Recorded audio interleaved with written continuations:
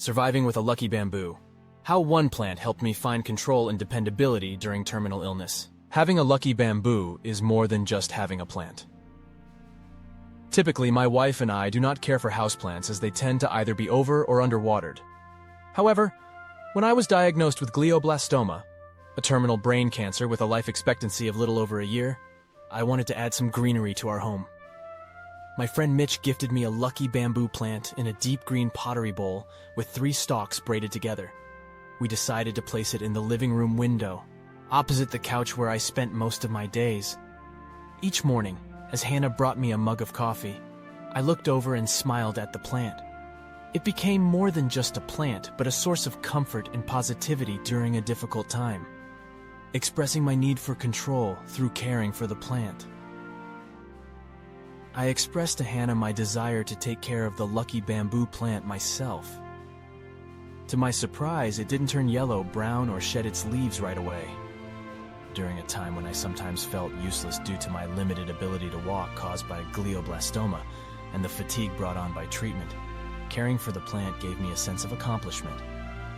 It allowed me to exert some control over a small aspect of my life and provided me with a daily task that was manageable despite my condition. Regaining a sense of dependability. As a physician, I was accustomed to being the one who provided care rather than receiving it. However, since my diagnosis in August 2018, I found myself relying on the help of others far too often. This significant change left me feeling unmoored and uneasy. Despite its small size, watering the plant became a meaningful act that reconnected me to an essential part of my old identity.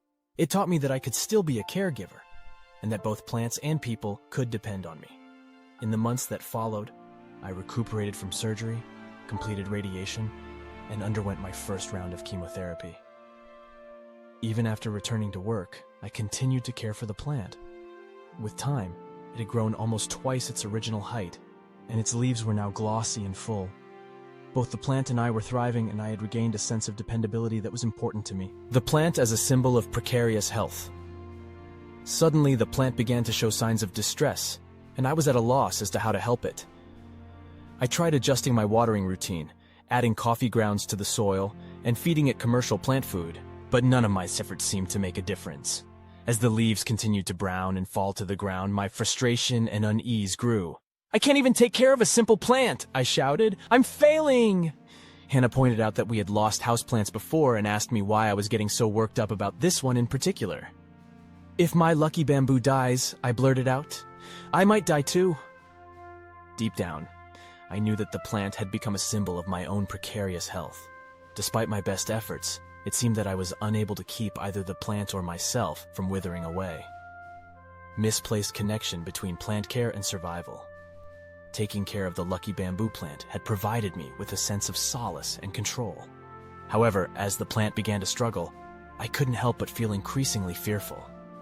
The wilting leaves seemed to suggest that my brain tumor had returned.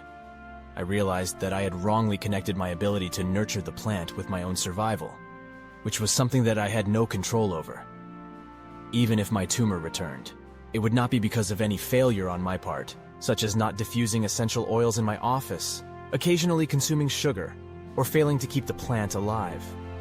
As I became less anxious, I turned to online tutorials to learn how to care for my struggling plant. Following the instructions, I decided to transplant the plant to a larger pot, giving its roots more space to grow. After moving it back to the sunny window, both the plant and I started thriving again. Whenever I see the lucky bamboo with its braided stalks in its new pot, I'm reminded of Mitch and the other people who have supported and cared for me. Even if the plant outlives me, I hope it will bring comfort to Hannah and serve as a reminder that our community will continue to provide support for her after I'm gone. In another story, read about how one woman cares for her mother's plants as a way to prepare for life without her.